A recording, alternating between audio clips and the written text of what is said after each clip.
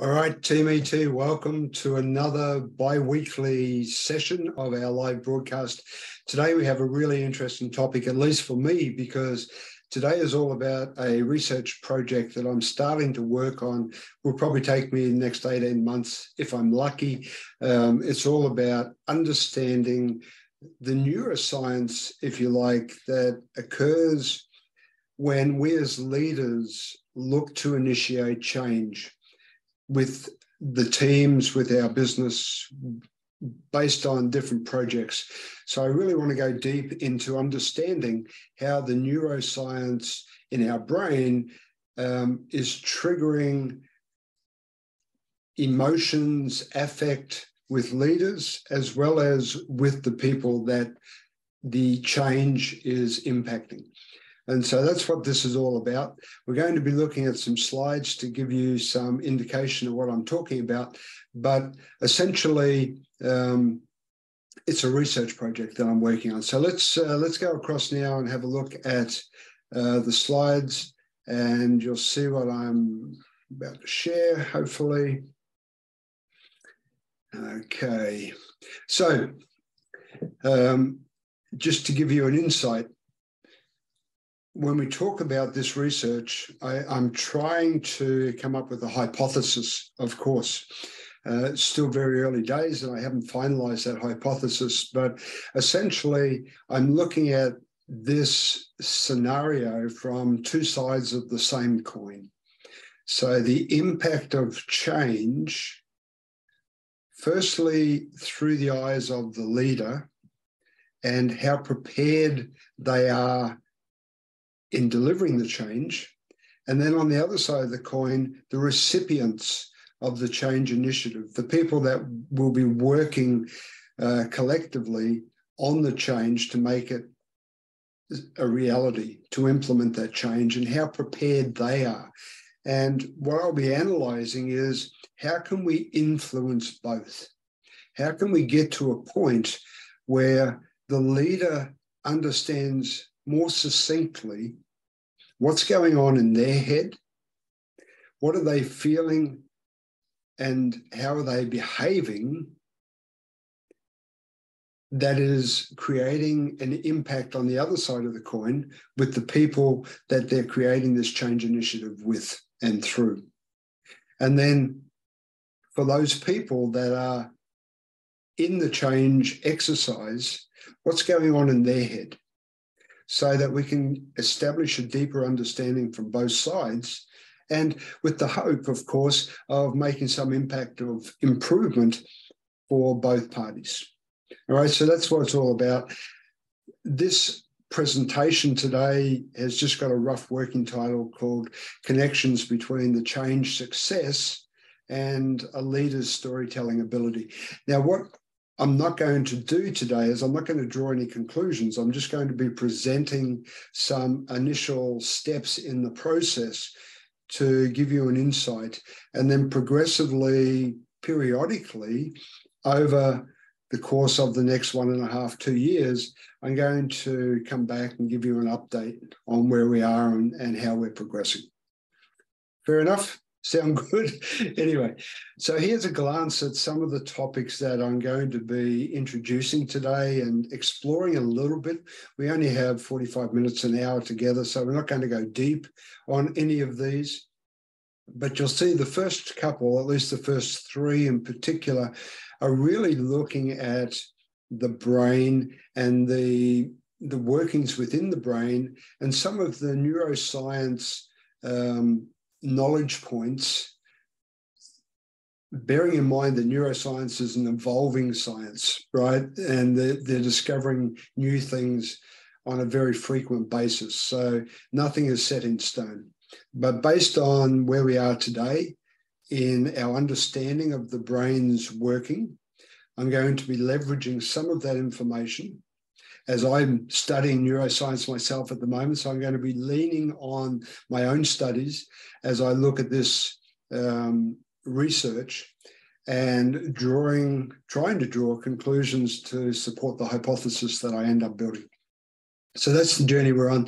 And as you can see today, we're going to talk about the whole brain, as opposed to the theories that existed in many cases are still spoken about, talking about the triune brain, right? And it's pretty much been dispelled now as a reality, and we're going to go into that in a little bit and look at what some of the areas of agreement are across neuroscientists. And there's still multiple disagreements in many areas of neuroscience. So it's not an exact absolute, but it's the latest thinking and the direction of thinking. So we're going to look at the whole brain principle. We're going to look at, very briefly, the thing called somatics, right? Talking more about the body, talking about, is there really a connection between body and brain? And the indications at the moment is that there are. And so we're going to look at that. We're going to look at a model that was an early pioneer in the neuroscience space, at least with the use of modern day technology, MRI equipment, fMRIs, etc., called the SCARF model. And through the studies that I'm presently doing, we're using a very similar model with a couple of name differences called the SCARE model. So we're going to look at that and talk about what that model is really showing us and how that fits into this equation that I'm looking at.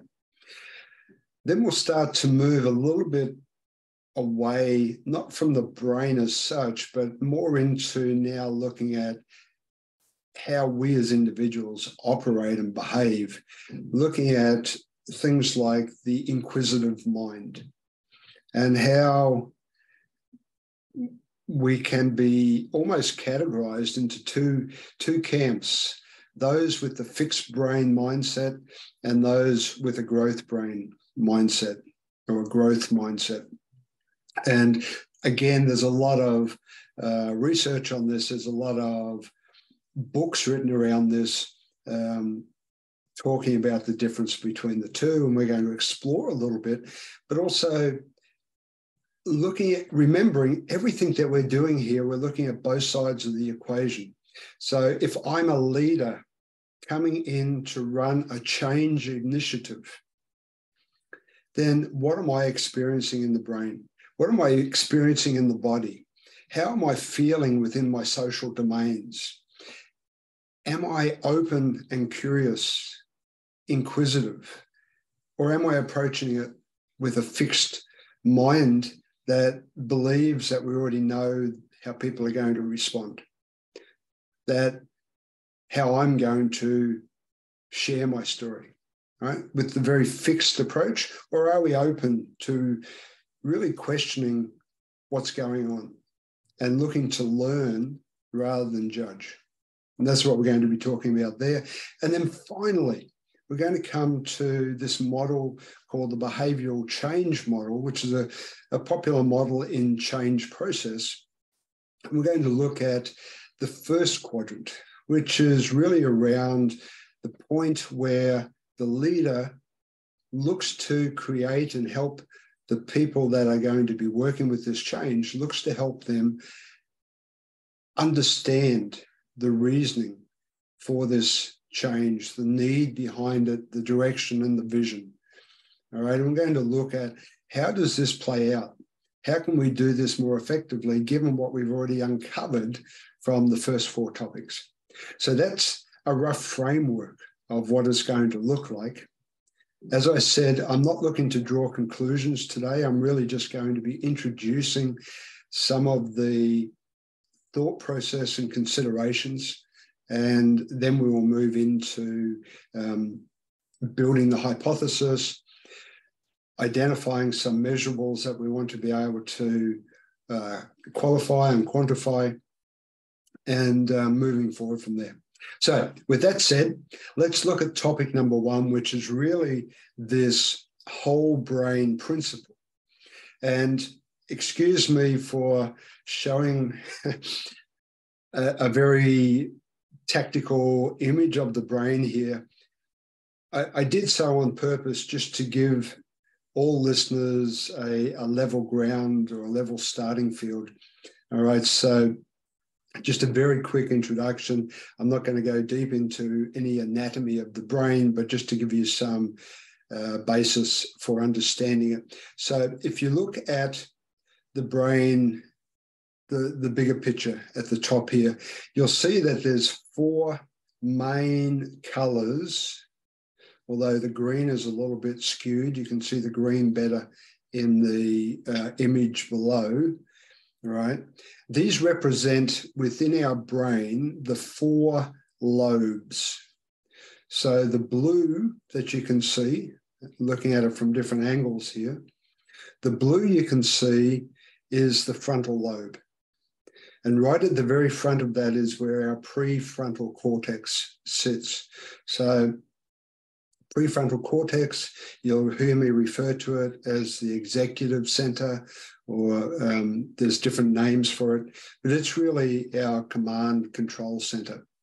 Then if we come to the reddish pink area behind the frontal lobe, we have the parietal lobe. And again, very important. I'm not going to go into all the details of what these lobes do. Parietal lobe, and then behind that you can see the purple lobe. Yeah, and this is the occipital lobe. So vision is one of the key functions that comes out of this area. And then on the green section, you can see that's the 4th lobe, and that's the temporal lobe. Right, so of course, location sort of gives it a little bit away here, because this is tied in nicely with hearing and a whole range of different functions. And if we first go down here to the bottom right diagram, you can see it's showing you a top elevation looking down on top of the brain. And what you can see here is you can see the left and right hemispheres. Now, these hemispheres are joined. So they're not 2 separate parts sitting in a cocoon. They're actually joined, and there's a huge amount of communication that goes backwards and forwards between both hemispheres. There are certain functions that happen in either hemisphere, but the last 20 years has really identified that within the brain, the reason we call it the whole brain is because although there are regions that we call responsible for a function, there's supporting or parallel neural networks across the brain, around the brain, that can and do perform the same function.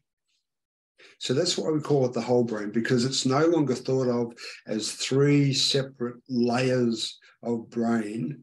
It's now looked at as the whole brain because of this discovery about the fact that we have these neural networks across all of the regions of the brain that are operating parallel and the same function to some extent, not always the full functionality, but to some extent the same function.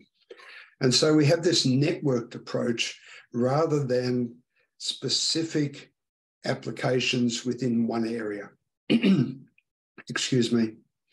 So if we look back to the top image again, you'll see in the center, so this is looking at the brain sliced through the 2 hemispheres. So it's, in this case, it's looking at the right hemisphere, but side on. And you can see right in the middle here is the thalamus, and then in the middle of that, I guess, is the hypothalamus. So the thalamus is really like the relay center. It takes the signals coming from the spine and the central nervous system, and then it relays them all up through the cortex, into the cortex. And there's a whole range of different areas here, and there's some, in this area is the limbic area region. And then this brown component you see, and you'll see if you look down at this left-hand diagram, it sits on both hemispheres, or if you look down in the middle here, you can see it sitting. So this is our cerebellum. And if you look here on this left-hand diagram, you can see the cerebellum, it wraps around our brainstem. So our brain stem is the bottom part of our brain, and it attaches to our spinal cord. And in the brain stem, we have like the midbrain and the pons, and several different areas of the brain that are important for a number of things we do.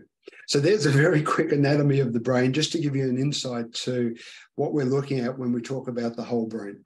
So the key takeaway here is that we no longer talk about the triune brain. That's been essentially discarded by the neuroscientists, and they now talk about this neural networking of the brain. So they refer to it as the whole brain. And there's a number of really interesting discoveries coming out in the last 10 years that have advanced the understanding of how the brain works, but we're still really just at the infancy in really making significant inroads. So it's an exciting journey ahead. So here's some tips about what the brain is all about. Might be a good way of explaining it. So as you can see, I'm not going to go deep into these, but just to give you, so we talk about no two brains are the same. That means we're all unique. We all experience our own things. Those experiences through our senses, whether they're internal or our external senses, are then transferred in through the brain into our neural pathways, and they get stored away. And so how we experience and internalize them into the brain becomes our unique map of reality. And of course, you probably all have heard that we don't maintain every single thing that we encounter. In fact, we maintain a very limited amount of information that we come across. And I won't go deep into statistics because it gets a little bit abstract, but we have an area that we talk about, which is our short-term memory, and we only hold 3 or 4, maybe in extreme cases, 5 or 6 pieces of information in that short-term memory, our working memory, you might hear it referred to. And then it passes into the longer-term memory through the hippocampus and starts to get stored away. And this is what we use to recall based on our experiences. And as new information comes in, our brain is very skilled at looking at how to take that existing information and match it to see whether the new information is relevant to us. And it does this for us. Very seldom are we consciously doing that. And so there's so much going on in our brain that we don't even know about. The largest portion of what happens in our life, we don't really have a conscious awareness of. And so, part of the challenge that we all face is how to become more conscious. And we'll talk more about that over a period. So that's why we say no two brains are the same, that we all have our own unique map of reality. It's based on the experiences, some of the DNA that we were born with from our parents, our values that we grow into, and the beliefs we form, the biases we create, the perceptions around us, etc., all help to form this unique map of reality that we believe to be our true world. Now, your partner will have a different map, right? So that's why we say no two brains are the same. Then I've already touched on the triune brain and the whole brain, so we don't need to go any deeper into that. But we used to talk about 3 separate parts or 3 separate layers to the brain. And now we talk about this whole brain because there are interconnecting pathways and neural networks across the whole brain that support the things that we do. Yeah.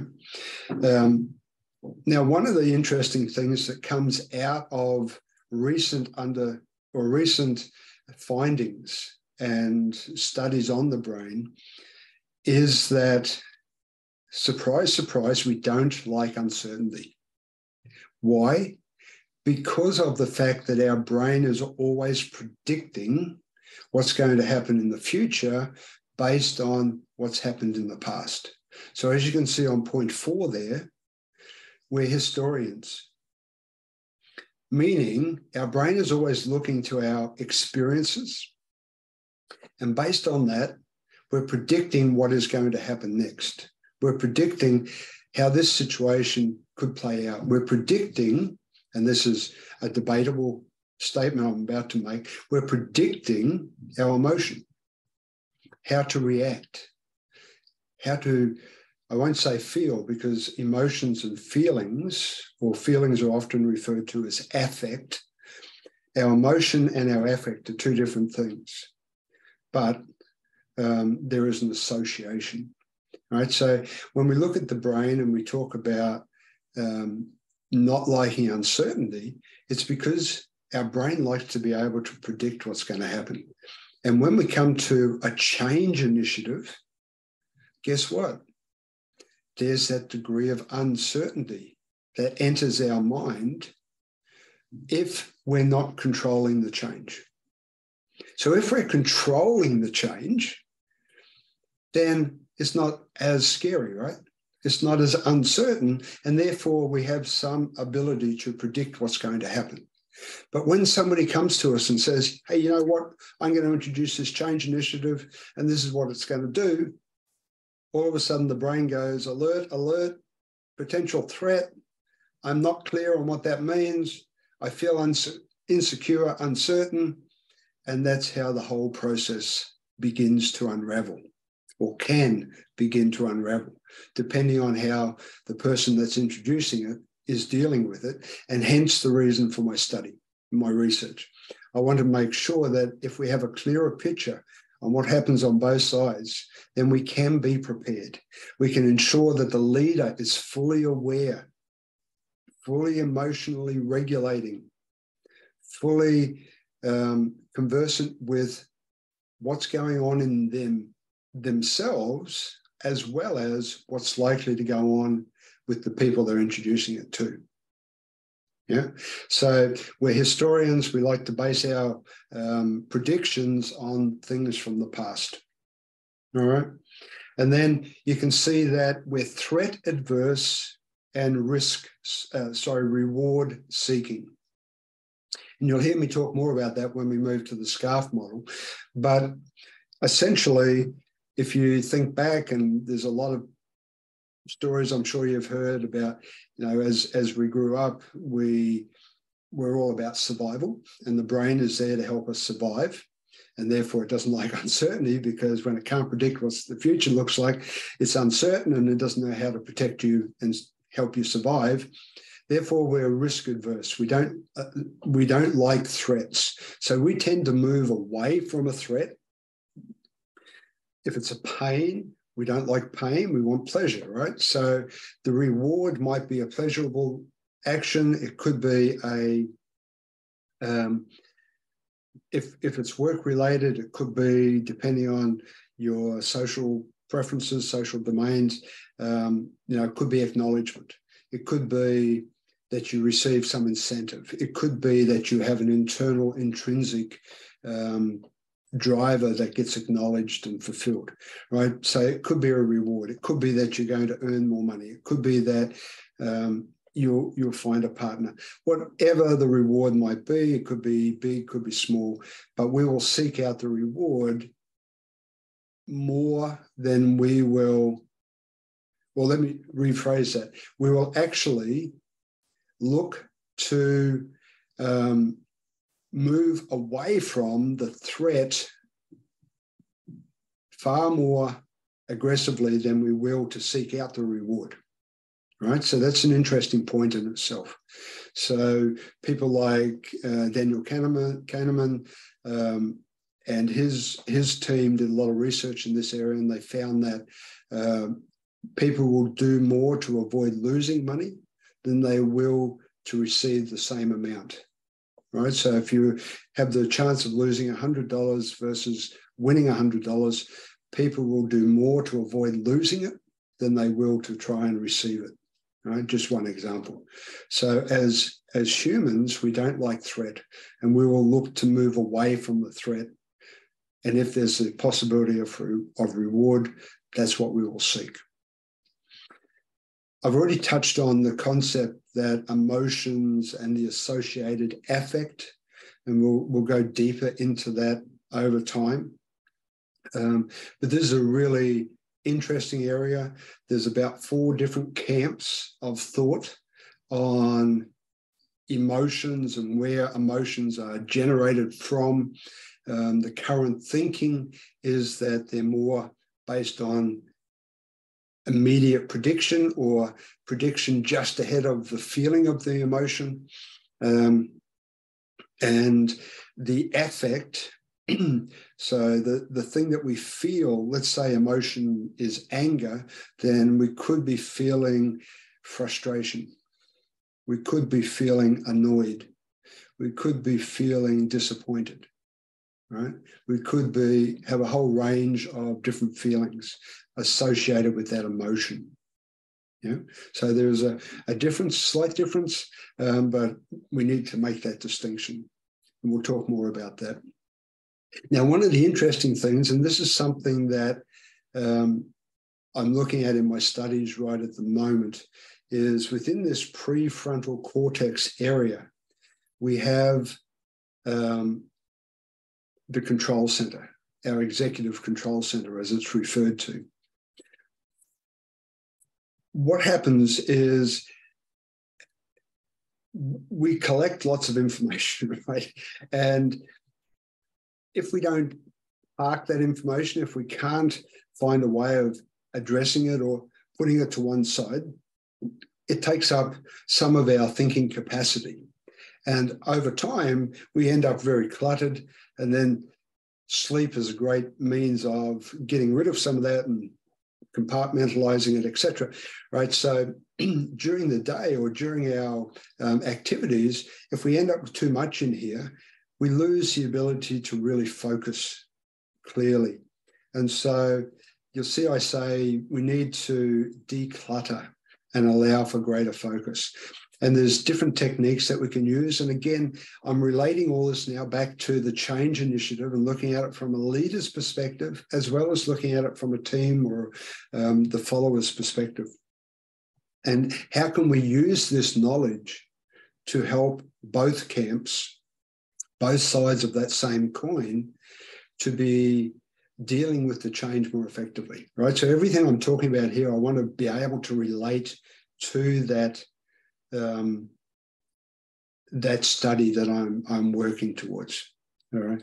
And then the last point on this slide, I've talked enough on this slide, too long on this slide, but the last point on this slide is that, as you've probably all heard, we make decisions every moment of every day, pretty much, and the largest part of them are made without even being conscious of that decision being made, right? And a lot of people talk about if we can only become more conscious and more aware and more mindful, which is what we're going to lead into with that, then we'll have a greater opportunity to make decisions that may or may not be more beneficial to our future, right?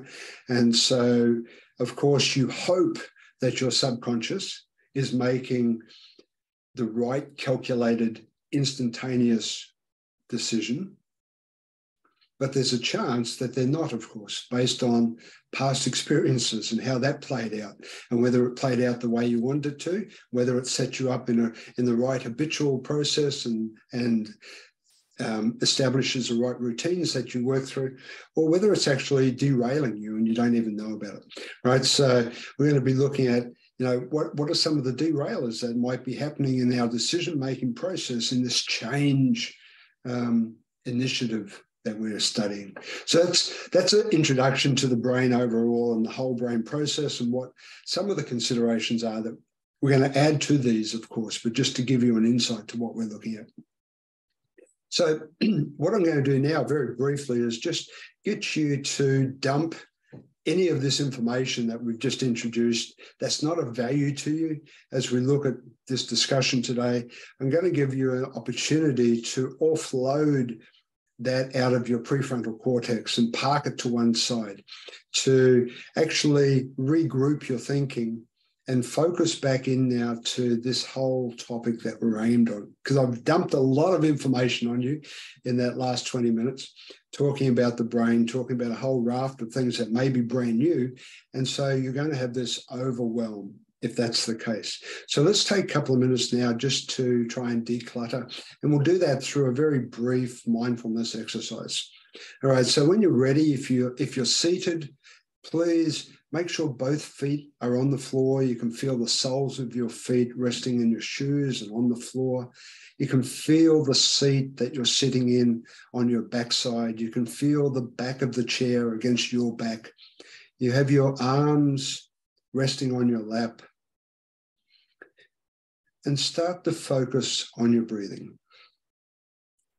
So try and shut off the world around you at the moment, if that's possible. I find closing my eyes helps me do that a lot. So if you feel comfortable, please join me, close your eyes, and turn your attention to focusing on your breathing. Follow the breath as you breathe in through your nose, down into the pit of your stomach, and then follow it back up and out through your mouth. So just focus on the breath for another few times. In through the nose, out through the mouth.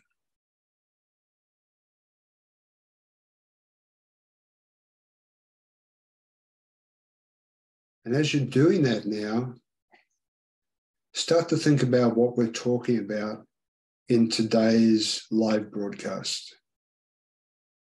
The purpose of the broadcast is to introduce you to an ongoing research that I'm embarking on to look at how we can improve the leaders' involvement and the success that they have when introducing a change initiative, and how we can also make the journey more enjoyable and more successful for those involved in that initiative.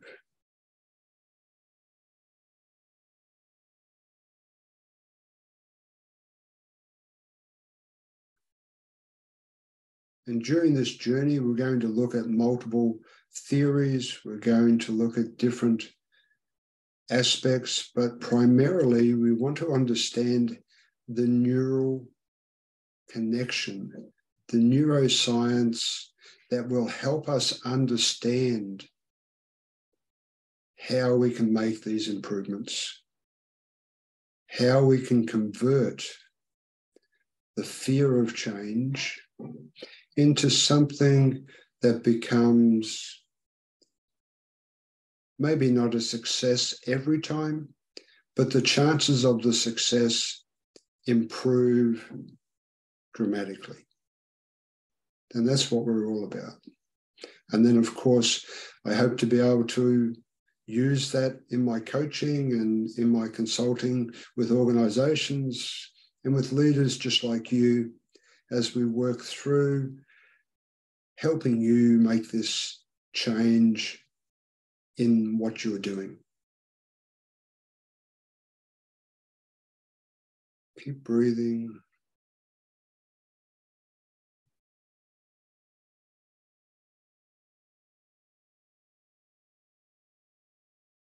All right, and as you're ready, let's come back to the room. Focus again on the screen, the serene surroundings that you can see in the picture, the crystal clear, reflective lake, the green trees and the scrub, the bushes. What a tranquil looking setting. All right, so let's move now on to our second topic that is growing in importance and interest in the community, in the neuroscience community, in the science community as a whole, in the psychological space. And that is this topic of the whole body, not only the brain, but the union that happens between the organs of the body and that big organ in your head called the brain. So you often hear the heart, brain, gut, or the brain, heart, gut, or the combining of the different organs and how that is playing out in the things we do and the things we experience in our behaviors. And there's more and more evidence coming regularly at the moment about that interconnection and about how the brain is not the only important organ. It may be the control center, but it's not the only important organ that we need to be mindful of, that we need to look after, that we need to pay attention to, right? And what we have been able to see from the studies that the scientists are conducting is that there are neurons at different body organs that are firing in different circumstances and relaying back through the central nervous system to the brain messages. So there's a distinct connection that has been identified in recent, let's say in the last decade or so, and people are getting more and more excited about it. So as you can see in the text on the screen, there's growing evidence that they work together and that they're having an impact on our emotions, on our behavior, not only on our physiology, right, but also on the way that we're feeling, on the behaviors that we're acting out. So there's a whole journey around this art and science of embodiment. And you can see these initials here, PNS, the peripheral nervous system, and then SNS, which is the somatic nervous system. So the somatic nervous system is part of the peripheral nervous system. And, you know, there's this relay of information backwards and forwards. If you look at chemical releases, different organs and different glands throughout your body release different chemicals in support of the brain and the different actions we want to take. And, you know, if we're in that fight and flight mode, there'll be different reactions and different chemical cocktails being released at different levels of dose and for different durations. So this doesn't just all happen in the brain, it happens throughout the body as well. And so this is a really interesting dynamic that we need to consider as we're looking at our change initiative research to see what is the influence in relation to a change initiative success that we're overlooking in this regard. How could we leverage this better? How could we get people better centered, better prepared, get their emotions and behaviors aligned with what we want before we jump headlong into introducing the change initiative? Is that even possible? Indications are yes, but how? What is the absolutes that we need to be aware of that can help us with that? So that's what we're going to be looking at here with the somatic, and I call it the somatic dance because it's really a union between the brain and the other organs in the body. Yeah? And the heart and the gut, of course, are two of the main areas and organs, but not the only organs. So what's the role of the lungs? Yeah, what's the role of the kidney? Yeah, we know that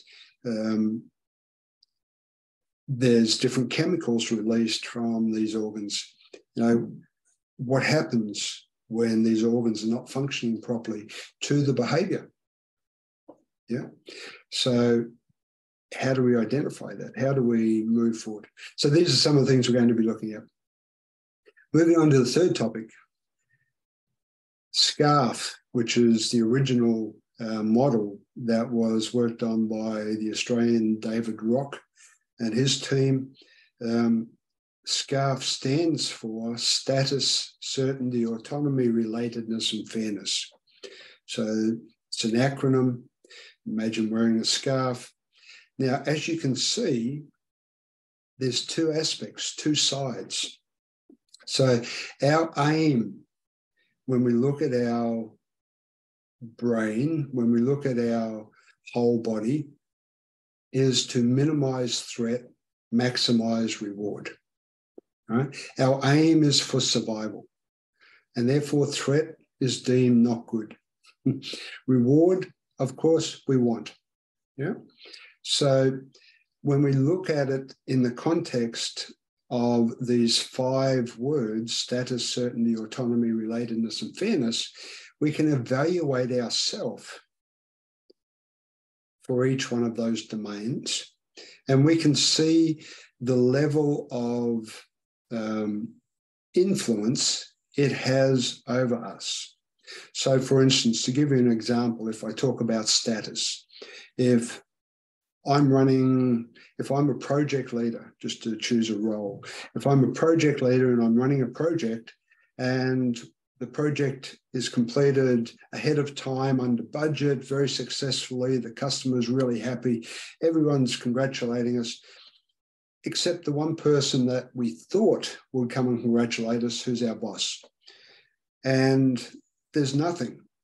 If I have a high status requirement and my expectation was that I would have from my boss a pat on the back, acknowledgement that we did a great job, and it doesn't come, I deem that as a threat.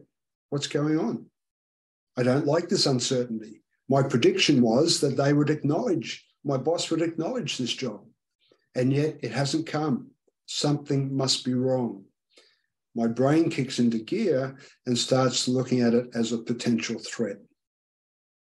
And so if we understand that I have a high status need or a preference, and if I'm the leader and I know that Wayne in the team has a high status preference, then I'm going to make sure that I'm avoiding the creation of a threat by at least addressing his expectation, right? So I avoid the threat. I may not reward it because maybe it doesn't require the reward, but the acknowledgement itself will be deemed the reward, right? And that's how we can use SCARF to become quite effective, particularly when working with our team. So again, if you put this into context now with looking at change initiatives, if we can see an initiative coming and we think about the people that are going to be involved in this initiative, and we can start to look at what are their social preferences for these 5 domains. How well do I know my team? Could I pick somebody out that I know is really strong in autonomy? Yeah. What about somebody who loves working in the team and they don't like to work by themselves? Do we have those people? Do we have people that are fixated on knowing exactly what's going to happen, the next step, and what the outcome is going to look like, and who's going to be involved, and what is the target? The people that like certainty. What about the fairness? Do I need to be conscious of how many projects each person has been given to work on? How many tasks I'm asking each one to do? What are some of the things that are concerning them about the policies we have at work? Right? There could be a million different questions to each one of these domains, but if I'm conscious of that as a leader in the context of this change initiative, then I can start to prepare my change story well in advance to ensure that I touch on these things to minimize that threat. So hopefully that makes sense. Now there's a alternate version of this SCARF theory, which is called SCARE. As you can see, it's very similar. It uses the words significance and equity versus status and fairness, but they're painted with the same brush, right? So it's a really interesting model. There is contention about how valid it is in today's world. This particular scarf model was released 2008. So, that's 15 years ago. Our knowledge of neuroscience and the way the brain operates has advanced a lot in that period.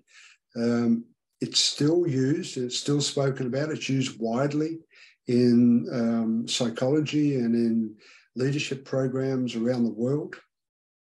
So it's still a recognized model. And it is something that I like to leverage from because it offers an opportunity to look at things slightly differently. So I can look at the origin, perhaps, of where the threat is originating from. I can look at the origin of how I create rewards that are going to be well received. Okay. So again, how do I use this for the advantage of the leader? How do I use this to the advantage of the people involved in the change initiative? What do I need to know? What areas of the brain are firing as a result of this overall model? Are there duplicate areas firing at the same time? Yeah, so there'll be a lot of things that I look at in this regard as we go through this research. All right, so now we move to a thing called the inquisitive mind. And this is by no means new. There's a lot of books out there and a lot of research done. People like Carol Dwight. Apologies, Carol. Who wrote the book Growth Mindset, and it's extremely popular. And it really highlights this challenge that many of us have. You hear me talk about executive talents. And if you listen to the last broadcast, I also outlined the fact or the reason why I don't like the word talent, because talent is directly associated with that fixed mindset. All right? It's referring to a belief that my talent is all that I need to get me through. Now, what we're about with our ET project is about giving you new thoughts, shifting your mindset so that you have the opportunity to adopt more of a growth thought process, create new behaviors, and as a result, generate new outcomes, right? That's what we're about in what we're doing.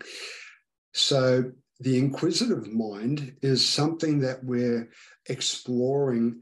How do we identify that? How can we really measure if somebody has an inquisitive mind and they're looking to grow by being curious? They're looking to learn instead of judge, right? And there's another book called Change Your Questions, Change Your Life by Dr. Marilee Adams. And that's a really nice book. It gives you a very nice map inside called the choice map. And it challenges you to stop being the judger, right, which is somebody with the fixed blaming mindset, and to change the questions you're asking around the situation to shift into that learner mindset, to shift into that curious growth mindset. And so as I look at this research we're doing, how do we trigger this inquisitive mind in both the leader and the participants of the change initiative? How do we stimulate both parties to come together with this inquisitive approach? Yeah, so that's what I'm looking at here. It's a really fascinating area. Again, we're going to be looking at the brain. What's happening in the brain? Where is it firing when I'm fixed and basically judging versus when I'm open. And there's great studies already done around all of these topics we're talking about. It's a matter of sifting through a lot of this research to find out what's relevant, what might not be, and how do we test it against our hypothesis. All right, but the inquisitive mind is something that I believe, and is part of my hypothesis, that is necessary to be present to achieve the outcome that I'm looking to achieve. And then the final item for today, at least, is this thing called the behavioral change model. And you can see on the right-hand illustration, this top left quadrant. And that's really what I'm referring to as quadrant 1. And this is where we come into starting the change process. So up until now, we've been looking at, how do we prepare for it? This is still part of the preparation, mind you. This is where we start to tell the story. This is where we start to communicate. This is where we really start to engage with the participants that will be involved and help them to see the reasoning. Now, what the study is all about is I want to understand what has to happen before that. All right. In a lot of change initiatives, we talk about, the shift. We look at if you look at the left-hand diagram, we look at the from and to. So we look at the status quo, being the from, at 2 levels. We look first at mindset. So what's the mindset towards the current situation? And as a result of that mindset, what's the behavior? Right? So that's our status quo. And then we look to what does the future state, the preferred state, look like? All right. And if we apply that in terms of change, we're talking about what's the vision as a result of doing this change initiative? And what is the mindset that we hope to see? And what's the behavior as a result? Yeah. So that's where we start from. And then we come to how we make that happen. And we use this behavioral change model as one model. There's many, many different models. Before people get too excited, there's many different models you could use. This is just one I like to use myself during change processes. And as you can see, it's a 4-step process here. The first step is what I'm really stopping at, because this is where I'm wanting to make sure that we have the front half correct, because that's where I'm believing it goes wrong. Now, of course, there's a lot of things have to happen for it to continue to succeed. Don't get me wrong, but I believe the better that we have an understanding and can prepare and position the initiative correctly on both sides of the coin, through the leader and with the participants, the greater the likelihood of success. And so that's what I'm setting out to prove. And so quadrant 1 is where I really start to engage now with the individuals, the participants, to help them understand what it is I'm referring to and want to achieve and why we're doing it. What's the vision at the end? What can I share with the people that's going to remove the feeling of threat? How can I engage them and involve them to give them some level of control, some level of predictability on the outcome? So remember the first slide about the brain. It likes to predict. It likes to look at past experiences to judge what's going to be the future. When you have control over a change, you tend not to be as nervous because it's more predictable. When you have no control and it's in somebody else's hands, you're very nervous, as a generalization, because you may not be able to predict, you may not believe or trust fully in the person that's initiating the change, or you might be skeptical about the outcome. There could be many reasons. Yeah. So this is the point where I want to bring it to make sure that we get it to this point successfully. And then the rest of it is part of the implementation. You know? So that's, in a nutshell, what I'm looking at. So as you can see, two sides of the same coin, the leader and the team. And what we know is that all people, whether it's the leader or the team, people not involved, other stakeholders, they're going to have their unique map of reality around this change initiative. They're going to have their own beliefs, experiences that have formed that map of reality. So the question is, how do we deal with that? What can we do with that? Yeah? How can I prove that that's real, validate that that's a consideration? And then we're going to have the situation where both parties are going to receive a story or tell a story and receive the story, and they're going to hear it through different voices based on that map. So they're going to make their own conclusions from it. Whether you're the leader telling it because that's what you believe to be, you're going to hear it in a unique way when you tell it. You're not going to understand if people don't understand because you thought you told it very clearly. While the recipient's going to say, wow, he didn't give me much information. I'm not feeling very certain about this. I wonder if there'll be an opportunity to do anything autonomously. I wonder if I'm going to be working in a team. Man, I hope he doesn't give it all to me. That's just not fair. Yeah? So what are some of the origins of threat that may be triggered when that story is told? From both sides. Maybe the leader is also fearful. They know that there's going to be resistance. It's such a big initiative. It's likely to take up a lot more time from the people in the team. He's expecting pushback. He's also feeling the threat of having to share the story. What's the impact then?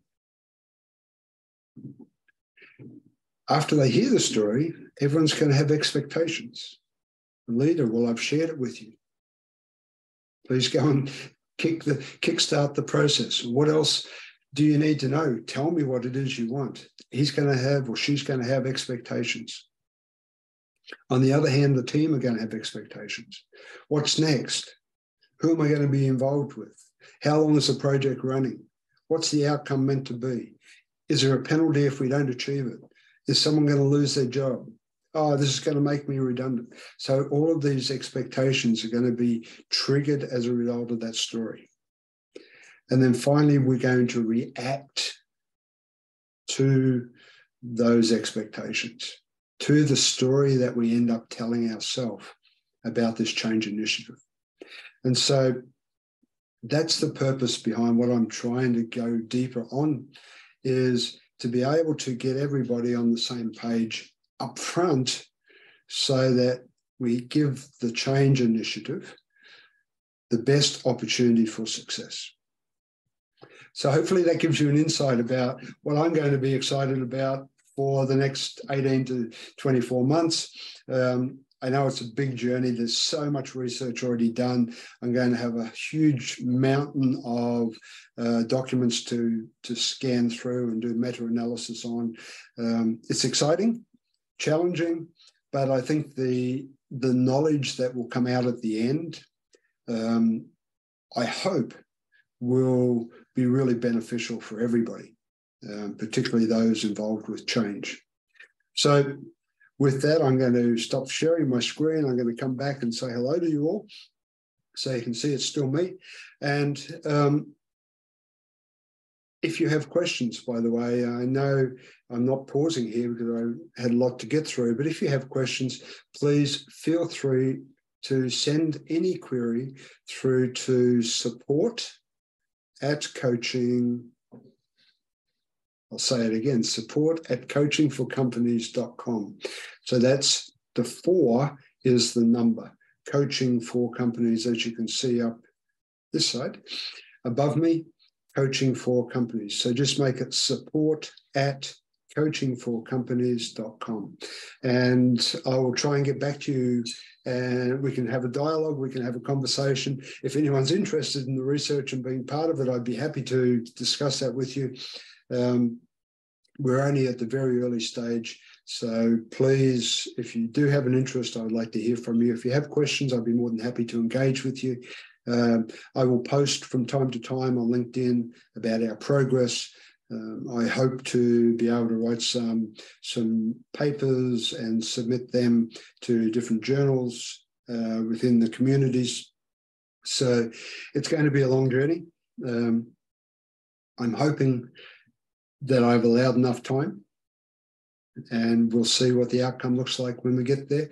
But that's pretty much it from me today. Just wanted to share that with you, get you understanding about the journey I'm on. But I think there's value for you as executive talent to also understand this at a deeper level. One thing that I could almost guarantee you is, regardless of what level you're at within your organization, in terms of being an executive talent, you're going to be involved from time to time in different change initiatives. And so I'm hoping through this research to be able to bring some value for all of you, to enable you to prepare more effectively, to engage more deeply with the teams involved, and to make change more successful. So with that, I will sign off for today and say thank you all. Talk to you in a couple of weeks' time when I have a guest joining me. We're going to be talking about digitalization and the impact that that's having on organizations and you as the leader. So bye for now.